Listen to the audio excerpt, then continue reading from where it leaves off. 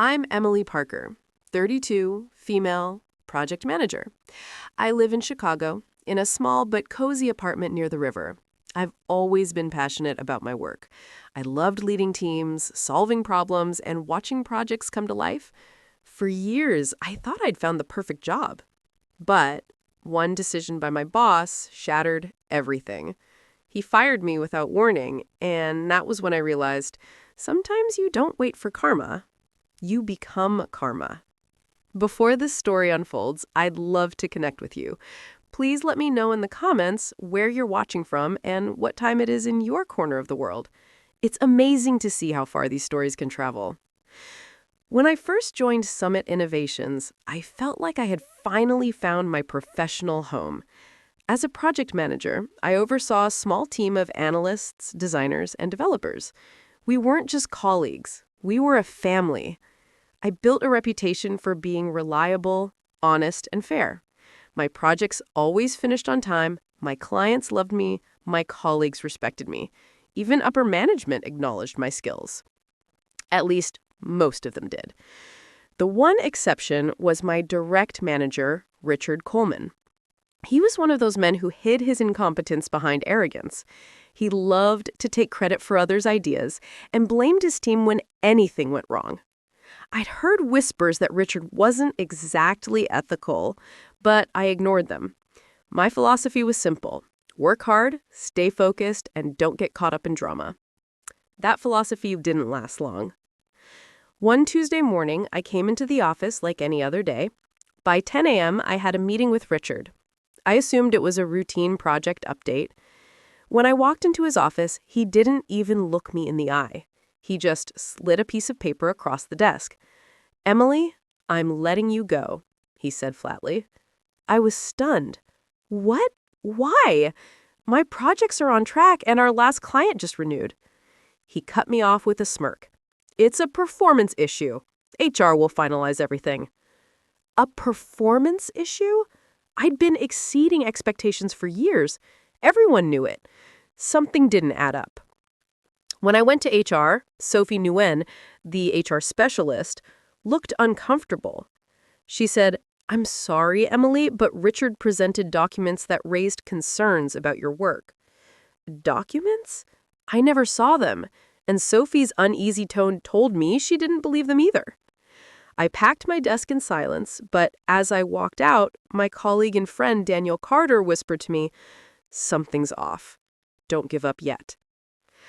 I couldn't just accept being labeled as incompetent. I'd worked too hard for my career to end like that.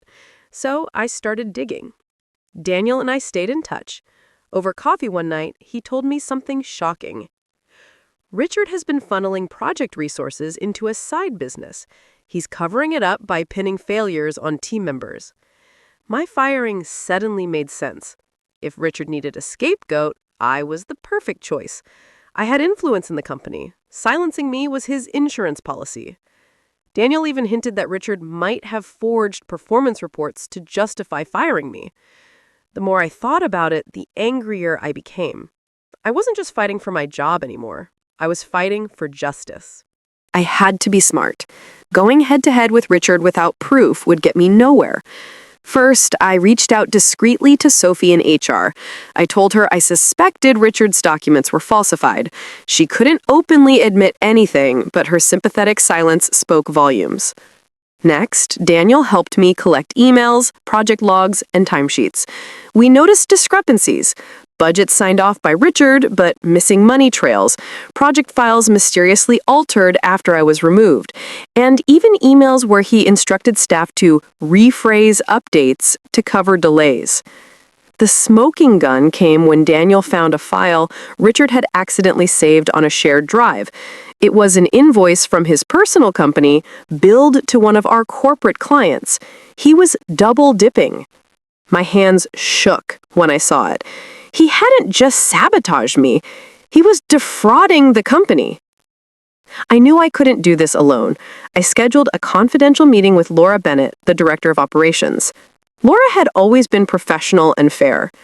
I presented everything: forged reports, altered documents, and the invoice linking Richard to his fraudulent side business.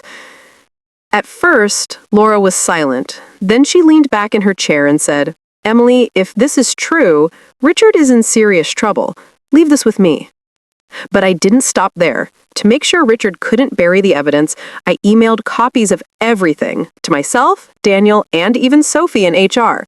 Multiple people now had the truth. I was ready for a confrontation. 2 weeks later, Laura scheduled an emergency leadership meeting.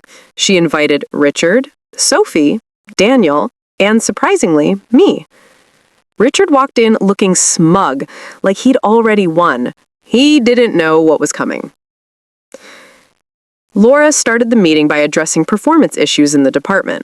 Then she said calmly, "Before we continue, Emily has something to share." My heart pounded as I laid out the evidence. Every forged report, every altered document, and finally, the invoice linking Richard to his fraudulent side business. The room fell silent. Richard turned red, sputtering excuses. This is a setup." But Laura cut him off.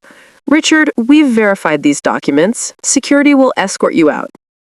The look on his face when 2 guards entered the room was priceless. Richard was fired on the spot. Later, I learned the company pursued legal action against him for fraud. As for me, Laura offered me Richard's position. She said, "You've shown integrity, courage, and leadership. We need people like you." I accepted, but not out of revenge. For me, it was about closure. I'd worked hard, been betrayed, and fought back. Not with anger, but with truth. Daniel became my right-hand man, Sophie gained respect for standing quietly by my side, and I rebuilt the department with honesty at its core. Sometimes revenge doesn't have to be loud or cruel. Sometimes the best revenge is living with your dignity intact while those who wronged you face the consequences of their own actions. And Richard?